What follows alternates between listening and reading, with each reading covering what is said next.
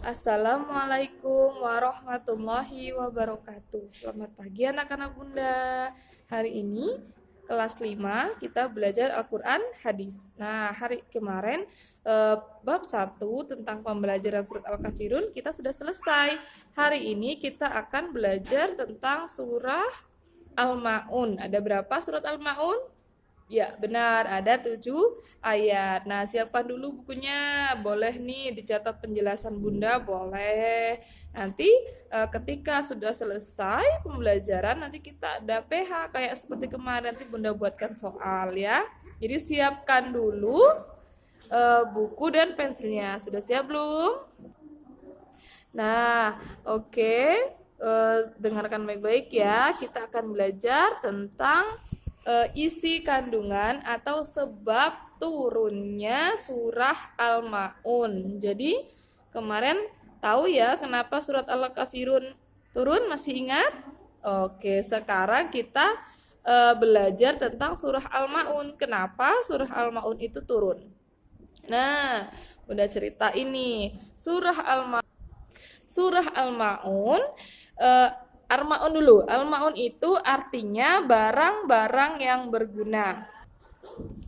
Nah, sebab surah Al-Ma'un itu turun berkenaan atau berhubungan dengan untuk memberitahu kepada orang-orang munafik yang suka memamerkan sholatnya. Nah, orang Islam ada nggak? Semoga nggak ada ya.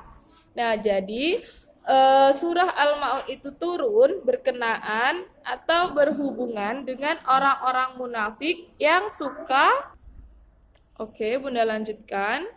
Jadi surah Al-Ma'un itu turun berkenaan atau berhubungan dengan orang-orang munafik yang suka memamerkan sholatnya di hadapan orang-orang mukmin secara riya. Apa riya?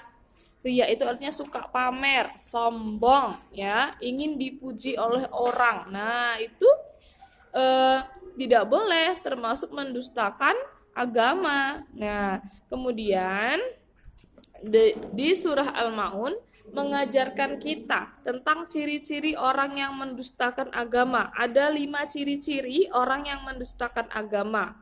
Apa mendustakan? Tahu belum? Mendustakan itu maksudnya dia mengkhianati, mengingkari agamanya Islam atau bohong kepada agama Islam ya. Nah, dosa nggak itu? Dosa ya. Nah, Allah mengingatkan kepada kita hambanya agar hati-hati dalam hidup ini, agar kita tidak termasuk ke dalam golongan orang-orang yang mendustakan agama. Nah, orang-orang yang mendustakan agama itu sama saja dia merusak agama. Jadi, masuk apa? Surga apa neraka? Ya, masuk neraka. Nah, ciri-ciri orang yang mendustakan agama nih. Yang pertama, suka menghardik anak yatim. Apa menghardik? Menghardik itu adalah memaki, mencaci atau mengata-ngatai. Nah, itu namanya menghardik ya. Anak yatim? Tahu anak yatim? Anak yatim adalah orang atau anak yang ditinggal mati oleh salah satu dari kedua orang tuanya. Misal ditinggal ayahnya atau ditinggal mamanya, itu termasuk anak yatim.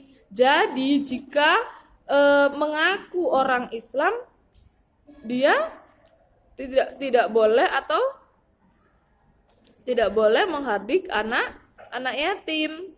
Jadi kalau ada orang Islam tapi dia suka menghardik, memaki, mengata-ngatai anak yatim, berarti ia sengaja mendustakan agama. Nah, ciri yang kedua, orang yang tidak menganjurkan memberi makan kepada orang-orang miskin. Jadi, misal ada orang nih, ada temannya yang mau memberi makan orang-orang miskin, tapi teman satunya usaha ngejauh gitu. Nah, boleh nggak gitu? Tidak boleh. Kita harus ikut memberi orang-orang miskin ya. Itu termasuk ciri-ciri orang yang mendustakan agama. Ciri yang ketiga itu adalah orang yang lalai dalam sholatnya.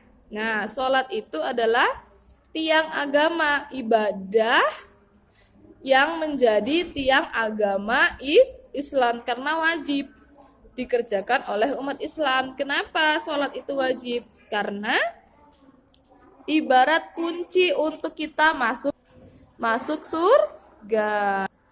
Jadi orang yang lalai dalam sholatnya, dia termasuk orang yang celaka. Nah, ciri yang keempat, orang yang sholatnya riya. Tahu riya artinya apa? Riya artinya ingin dipuji, pamer. Nah, masa sholat aja masih mau pamer sih? Anak-anak bunda enggak ya? Jadi, orang yang sholat tapi dia ingin dipuji, tujuannya ingin dipuji, ingin disanjung, maka sholatnya menjadi fasad. Apa fasad? Fasad itu artinya rusak. Niatnya hanya untuk Allah kalau beribadah ya nak ya, tidak boleh karena ingin dipuji oleh orang lain ya. Baik ibadah apapun itu, baik itu sedekah. Nah, itu juga kita niatnya hanya untuk Allah, jangan karena untuk dipuji oleh orang lain. Lanjut, ciri yang kelima, orang yang enggan memberi bantuan dengan barang-barang yang berguna. Nah, maksudnya apa nih?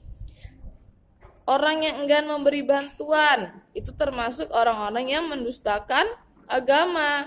Namanya kita saling membantu.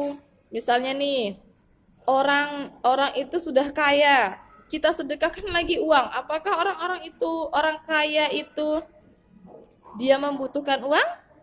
Dia berguna untuk uangnya itu berguna untuk orang-orang kaya?